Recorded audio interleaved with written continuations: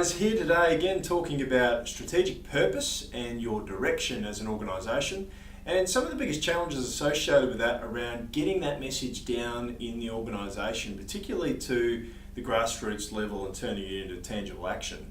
But the other part is getting your middle managers to really understand how they contribute to that overall direction and purpose going forward.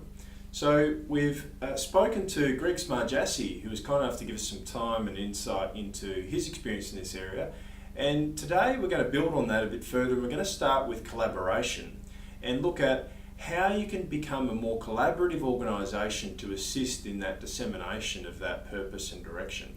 So what I'm going to show you with you today is two things. First thing is culture. And what are the key elements through our 5 pillars of collaboration? What are the key elements in culture that you really need to master to ensure you're maximising that collaborative environment in your organisation? And then the second thing, we're going to look at some structures, traditional and where we're heading and where we're seeing things turn into more effective organisations. Now, the first bit, as I said, is we're going to look at some of the key points, and we've developed these 5 areas because they're pretty simple. First one is values are aligned.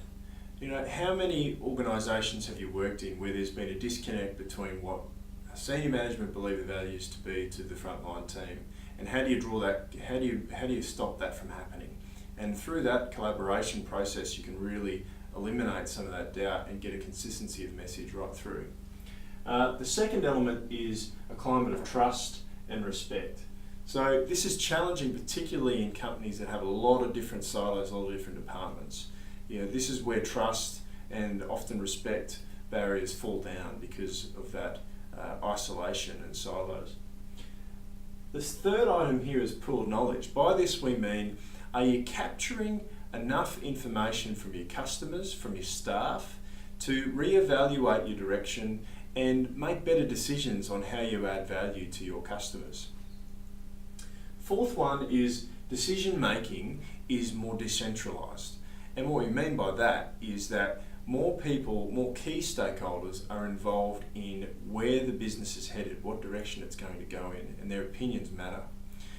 The fifth one is that you're eliminating or minimising hierarchical structures as much as possible. So there are 5 key pillars which really relate to culture. So what I want to share with you now is some more information in regards to structure. Now, what a lot of you might be common with is this pyramid here, which is the traditional sense of how organisations are run. You've got your executive, your top-down senior leadership team delivering information. There's some bureaucracy in the middle and disconnection of message. You've got your different teams working in their little silos and specialisations and delivering on the overall purpose of the business. The problem with that is that there's some disconnect at times between here and how the message gets through. There's very rigid processes in place. There's often silos, as we mentioned, and they're slower to act and very much an us versus them mentality. What we're seeing and what we're really driving in our work is to have more of a collaborative approach. So what an ideal collaborative organisation would look like would be leadership and direction sits in the middle there, and the key focus is about alignment and motivation and really inspiring people to deliver. The other parts of here, as you can see, it's more like an organism rather than a machine. You know, a machine structure that's really rigid, as opposed to an organism that is working together, and it has a range of mixed teams and mixed skills and cross-pollination of knowledge to get the delivery done. Now, what you're looking at here is more trust, more accountability, more adaptability, most importantly, flexibility.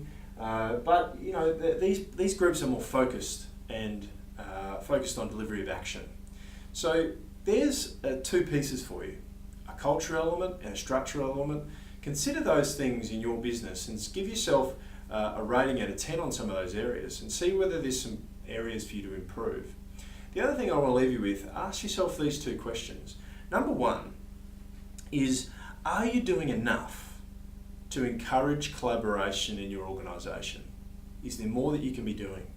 And number 2, When was the last time that you sat down with one of your middle managers and really spoke to them about what their opinions are around the purpose and direction of the organisation, and what are some of the things that are really frustrating them that they would like to see? See what happens. I hope you enjoyed today. There's more information from today's structures and value cultures in the post below, so feel free to click on those and get in touch if you'd like some more information. Thanks for watching.